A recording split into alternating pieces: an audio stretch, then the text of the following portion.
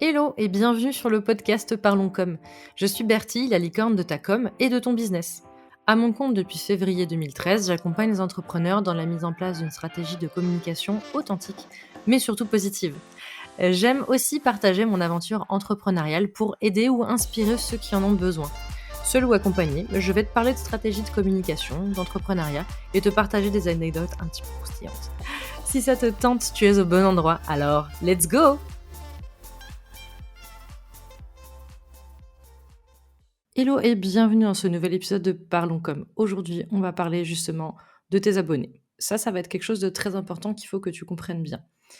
Souvent, j'ai pas mal de clients ou même des personnes avec qui j'échange qui ne comprennent pas que, par exemple, tiens, j'ai 500 abonnés, mais mon dernier post n'a fait que 200 vues. C'est bizarre parce que normalement les gens sont abonnés, ils voient mon contenu, etc. Il faut garder une chose en tête, c'est que tous tes abonnés ne voient pas tout ton contenu et malheureusement, c'est normal.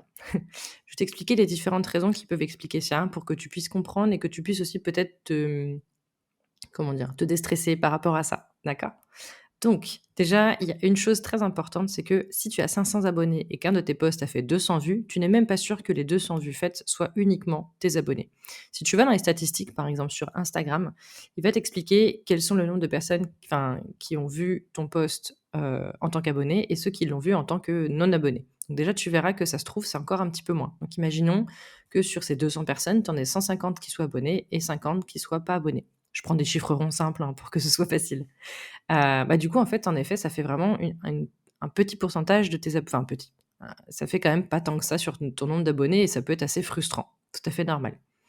Donc, les raisons pour lesquelles, tes abonnés ne voient pas forcément tes posts. La première, elle est toute simple, c'est l'algorithme. Alors on casse souvent du sucre sur le dos de l'algorithme. Faut garder en tête que de toute façon, il faut faire avec, que chaque réseau social a son algorithme, que Google a un algorithme dans ses moteurs de recherche et cetera. Enfin, c'est quelque chose de normal aujourd'hui et plutôt que de s'énerver sur l'algorithme, il faut comprendre comment il fonctionne et essayer de travailler avec. L'algorithme, en fait, de manière générale, je vais vraiment schématiser, mais c'est pour que tu aies en tête, chaque réseau social va avoir un algorithme légèrement différent, mais leur but est souvent le même.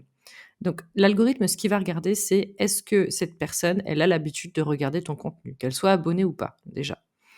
Si en plus elle est abonnée, elle va avoir, imaginons, un point de plus pour, voir ton contenu. Imaginons qu'on va compter en nombre de points et plus tu as de points, plus tu as de chances de voir le contenu. Donc si la personne a l'habitude de, regarder ton contenu, elle a un point de plus, enfin elle a un point. Si elle est abonnée, elle a un point de plus, donc elle est rendue à 2 points. Si elle a l'habitude, si le sujet dont tu parles est aussi quelque chose qui l'intéresse, c'est encore un point de plus, et cetera, et cetera. Et à l'inverse, si la personne, par exemple, est abonnée à toi, elle a un point, mais si elle n'a pas l'habitude d'interagir avec ce type de contenu-là, elle a moins un point. Donc en fait, elle retombe à zéro. Et plus tu as de points, plus tu as de chances de voir le contenu, moins tu as de points, moins tu as de chances de voir le contenu. Je pense que tu as compris le système. Donc j'ai schématisé, mais c'est pour que tu comprennes qu'il est possible que parmi tes abonnés, il y a des personnes qui ne voient pas ton contenu, tout simplement parce que l'algorithme estime que c'est pas le post le plus pertinent, en tout cas c'est pas ce qu'ils ont le plus envie de voir. On est d'accord que des fois ça va être vrai et des fois ça va être faux. Ça malheureusement tu pourras pas y faire grand chose. Ce que tu peux recommander à tes abonnés qui veulent vraiment voir tout ton contenu, c'est de te mettre dans les favoris. Donc sur Instagram, il y a le système de favoris. Sur Facebook, il y a le système de voir tous les posts. Sur YouTube, je pense que tu as déjà vu ça sur certains YouTubeurs, c'est activer la cloche pour voir vraiment toutes les publications, et cetera. Donc ça déjà, l'algorithme, c'est une première chose qui fait que potentiellement, tous tes abonnés ne verront pas ton post. Ensuite, il y a aussi une chose importante, c'est qu'ils peuvent t'avoir mis en sourdine. Alors notamment sur Instagram, c'est pas le cas sur tous les réseaux sociaux, mais la plupart permettent de mettre les gens, on va dire, en sourdine. Sur Instagram, c'est une option vraiment particulière. Sur les autres réseaux, c'est tout simplement décider de ne plus afficher le contenu de la personne. Par exemple, sur LinkedIn, si tu vois un post d'une personne que tu veux garder dans tes contacts, mais son post ne t'intéresse pas, tu peux cliquer sur les 3 petits points en haut à droite du post et dire ne plus me montrer ce contenu. Ou alors, me désabonner de la personne. C'est-à-dire que tu resteras en relation avec elle, mais tu ne verras plus ses posts quand elle va les publier. Eh bien, sache que si toi tu peux le faire, évidemment, tes abonnés peuvent le faire aussi. Évidemment, le but, c'est pas qu'ils le fassent, mais ça peut arriver que des personnes décident de continuer à te soutenir avec un j'aime, avec des choses comme ça, mais avec un follow, avec un abonnement, un like et autres, mais qu'ils aient pas forcément envie de voir ton contenu et donc qui vont se désabonner, tout simplement. Sur Instagram, c'est tu vas sur le compte et tu cliques sur suivi et là tu peux changer sourdine. Tu as aujourd'hui 3 possibilités de sourdine. Tu peux mettre en sourdine les publications, donc ce qui s'affiche dans le fil de l'actualité, Les notes, donc c'est les petits messages qu'on peut mettre sur les messages privés, dans la partie messages privés et les stories. Tu peux désactiver 1, 2 ou 3 ou 0, c'est toi qui décides et tes abonnés évidemment peuvent faire la même chose. Par exemple, moi, il y a des personnes, auxquelles je veux rester abonnée, mais je me suis, par exemple, je sais pas, désabonnée de leurs stories parce qu'elles m'intéressaient pas, mais par contre leurs posts m'intéressent, donc je les ai laissés, activés. C'est un exemple. À l'inverse, quelqu'un qui a envie de te soutenir, par exemple, si c'est un proche ou autre qui se dit: «Tiens, j'ai envie de te soutenir, mais bon, ton contenu, tu gentil, mais ça m'intéresse pas trop», il peut tout mettre en sourdine en restant un de tes abonnés. Donc déjà, entre l'algorithme et la sourdine, il est tout à fait normal que la totalité de tes abonnés ne voient pas ce que tu publies et ça, c'est comme ça. Deuxième chose aussi, c'est tout simplement le moment où ton post est publié. Alors ça, évidemment, il y a pas de enfin, il y a des statistiques sur quel est le meilleur jour, quelle est la meilleure heure et cetera. Il faut pas trop te stresser par rapport à ça.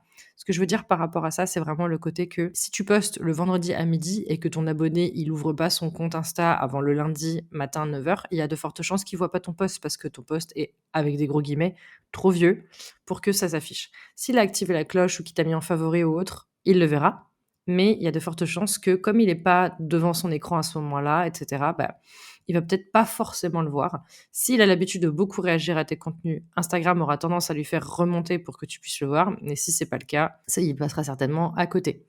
Et c'est pareil, j'ai dit Instagram en exemple, mais c'est pareil pour Facebook, c'est encore plus le cas sur Facebook parce que l'algorithme de Facebook est encore plus basé sur ça. C'est le cas également pour LinkedIn et cetera. Sur, YouTube, c'est un petit peu différent parce que si la personne est abonnée, elle a juste à aller dans l'onglet abonnement et elle voit toutes les vidéos postées par les personnes auxquelles elle est abonnée. Alors par contre, il faut savoir que des fois, il y a des bugs. Par exemple, avec mon conjoint, on est abonné à un youtubeur qu'on apprécie beaucoup et honnêtement, à chaque fois qu'il poste une vidéo, on ne sait pas pourquoi, on ne voit pas la vidéo dans nos abonnements. Que ce soit lui ou moi, on est tous les 2 abonnés, on a vérifié et ni l'un ni l'autre, on la voit passer et de temps en temps, on la voit, on se dit: «Mais attends, on en a loupé deux trois. Donc on les regarde à ce moment-là. Mais ça, malheureusement, c'est un petit peu complexe et c'est un petit peu des fois des bugs de YouTube. Donc ce qu'on peut faire pour, pallier à ça, par exemple, c'est de mettre la cloche. Mais il y a beaucoup de personnes qui ne pensent pas à le faire et qui n'ont pas envie ou la flemme, hein, tout simplement. Donc il est aussi possible que ce soit une des raisons pour lesquelles les personnes passent à côté de ton contenu. En tout cas, ne le voient pas. Et la dernière chose, en effet, c'est qu'ils peuvent aussi juste passer à côté. C'est-à-dire qu'ils défilent, que ce soit sur Facebook, sur LinkedIn, sur Insta, sur YouTube, sur ce que tu veux. Ils peuvent faire défiler et pas forcément tomber sur ton post ou le post va pas forcément accrocher leur regard, et cetera et dans un scroll un petit peu intempestif, eh beh, ils vont pas forcément voir ton contenu. En général, si ton contenu est vraiment intéressant pour lui, c'est-à-dire si l'algorithme a décidé ou en tout cas a défini que ce post allait vraiment l'intéresser, souvent il va essayer de lui remontrer le post. Mais 1 ou 2 fois, pas trop non plus parce qu'il veut pas saouler l'utilisateur non plus et c'est normal parce que le but d'Instagram, de Facebook, de YouTube, de LinkedIn et cetera, c'est que les utilisateurs restent le plus longtemps possible sur la plateforme. Donc on va pas s'amuser à saouler les utilisateurs, OK? Donc si je dois résumer les 4 grosses raisons pour lesquelles potentiellement tes abonnés ne voient pas ton contenu, la première, ça peut être l'algorithme. La deuxième, ça peut être parce qu'ils t'ont mis en sourdine ou en tout cas ils se sont désabonnés et cetera. La 3e, c'est parce qu'ils peuvent, ne pas forcément être devant leur écran à ce moment-là et ton post devient un peu trop vieux pour qu'il soit présenté devant enfin, quand ils se connectent. Ou alors tout simplement, ils passent à côté avec un scroll un peu, rapide. C'est tout à fait possible. Pour pallier à ça, ce qui va être important, c'est de toujours, toujours, toujours, toujours penser ton contenu par rapport à ta cible. Évidemment, il y a l'esthétique de ton contenu qui va jouer, c'est-à-dire comment est-ce que tu vas structurer ton post déjà dans la description. Est-ce que tu vas faire des paragraphes, ce qui est quand même beaucoup mieux et plus facile à lire. Est-ce que tu vas mettre des petits emojis pour aussi ajouter un petit peu de gaieté et d'explication dans ton texte. Hem Au niveau de ton visuel, est-ce qu'il est assez attractif? Est-ce qu'il fonctionne bien? Est-ce qu'il est pas non plus à l'inverse, ce qu'on appelle du clickbait? En français, c'est le putaclic. Donc c'est-à-dire, est-ce que ton visuel correspond bien à ce que tu promets? C'est-à-dire que ne fais pas un visuel hyper aguicheur pour qu'en fait, à l'intérieur, tu n'expliques pas vraiment, le sujet, tu passes ça juste vite fait tu survoles le sujet, bah, là, il y a rien de plus agaçant pour les gens de se dire: «Bah, super, en fait, je m'attendais à avoir des infos sur ça et en fait, j'ai pas d'infos». Donc ça, c'est vraiment le truc à pas faire, on est d'accord? Mais il faut quand même que tu penses à est-ce que ton visuel est lisible? Est-ce qu'il est facile à comprendre et cetera? Pour que tu puisses justement, bah, mieux, créer, ton contenu. Si tu veux de l'aide par rapport à ça, j'ai fait un épisode de podcast où je t'explique comment composer tes visuels pour les réseaux sociaux. Je te le remettrai en description si tu le souhaites.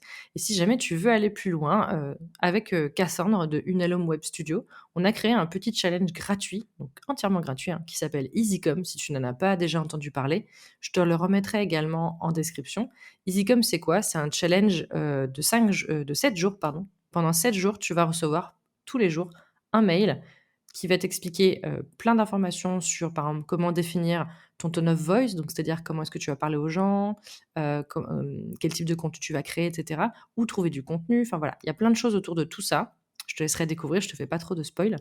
Donc tous les jours, tu reçois un mail avec plein de conseils, plein de contenus et avec ce mail-là, tu as également un workbook gratuit que tu peux télécharger et compléter pour t'aider justement à poser toutes ces idées-là que tu as eues en tête. Et en plus, en petit bonus, tu as un petit visuel à télécharger qui te permet de partager ton challenge du jour en story sur Instagram pour justement nous identifier et puis pouvoir partager l'information à des personnes que ça pourrait aussi intéresser de participer à EasyCom. Je te le rappelle, c'est un challenge qui est entièrement gratuit. Au bout de 7 jours, tu recevras un mail de bilan pour savoir un petit peu comment ça s'est passé. Si tu sens que, tu ne peux pas le faire en 7 jours parce que tu as une grosse semaine ou autre, ne t'inquiète pas, tu recevras quand même les mails un par jour, mais tu les mets de côté dans ta boîte mail et puis tu te prévois un temps dans ton planning pour revenir dessus et traiter les mails, traiter les conseils et cetera. Donc pas de problème, tu le fais à ton rythme, d'accord? J'espère que cet épisode t'aura aidé sur, comprendre pourquoi potentiellement tous tes abonnés ne voient pas ton contenu et que c'est normal, donc n'aie pas peur par rapport à ça et justement fais en sorte de créer du contenu pertinent et intéressant pour ton audience et tu verras que même si ça prend un petit peu de temps, ça va payer au fur et à mesure et plus ça va, plus tes abonnés vont voir ton contenu, vont le repartager et cetera. Merci d'avoir écouté cet épisode. S'il t'a plu, laisse-moi une note et un commentaire sur ta plateforme de podcast préférée. S'il y a des sujets que tu aimerais que j'aborde, viens m'en parler sur Instagram @lostinweb ou alors par mail contact @lostin-web.fr. Je te mets toutes les infos dans la description. À très bientôt pour un nouvel épisode.